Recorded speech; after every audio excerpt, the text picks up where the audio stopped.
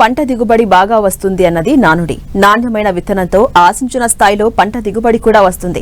తెగుళ్లు, చీడపీడల సమస్య కూడా ఉండదు. విత్తనంలో నాణ్యత లేకపోతే చీడపీడల బెడదతో పాటు పంట దిగుబడి కూడా గణనీయంగా తగ్గిపోతుంది. దీనివల్ల రైతులు నష్టపోవాల్సిన పరిస్థితి. అంతటి ప్రాధాన్యం గల విత్తనాలు నాణ్యమైనవో కాదో తెలుసుకునేందుకు ప్రతి రైతు విత్తన నాణ్యత టెస్టింగ్లు చేయించుకోవాలని సూచిస్తున్నారు విత్తన టెస్టింగ్ ల్యాబ్ అధికారులు.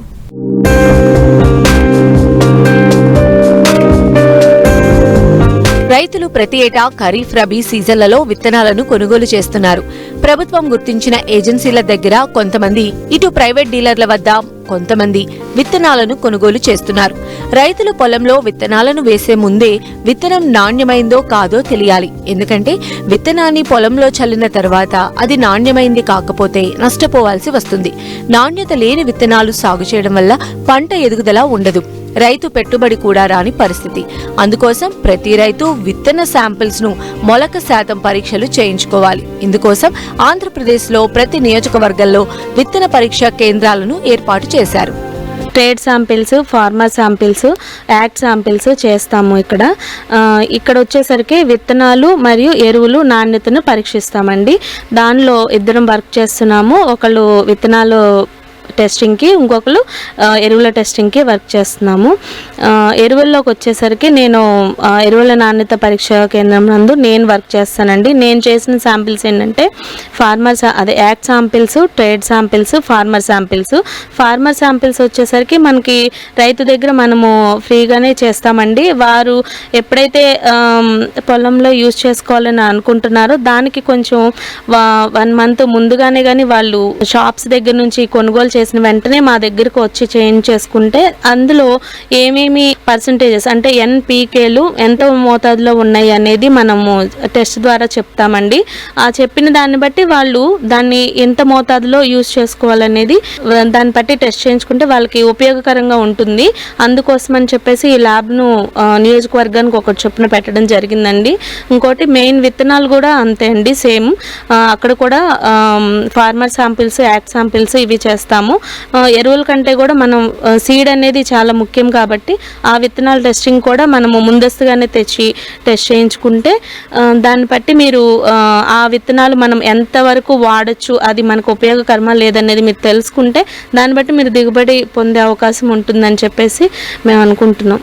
ఇక్కడ అన్ని రకాల విత్తనాలు చేస్తామండి. ఇక్కడ వచ్చేసరికి మనకి మెయిన్గా మనకి నూజివీడులో బాగా పండేది వరి, మొక్కజొన్న బాగా ఉంటుంది కాబట్టి అవే ఎక్కువ శాంపిల్స్ వచ్చాయి. ఇంకోటి ఏంటంటే యాక్ట్ శాంపిల్స్ అంటే మనకి RCC రీజనల్ కోడింగ్ సెంటర్స్ అని ఉంటాయండి. మనకి ఒక్కొక్క దాని దగ్గర నుంచి మనకి డీకోడ్ చేసిన శాంపిల్స్ అక్కడ నుంచి వస్తాయి. ఆ వచ్చిన శాంపిల్ని మనము ఇక్కడ టెస్ట్ చేస్తాము.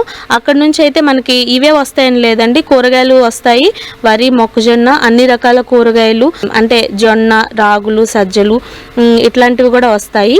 అంటే పెసలు, మినువులు కూడా వస్తాయి. అవి కూడా అన్నీ మనం టెస్ట్ చేస్తామండి.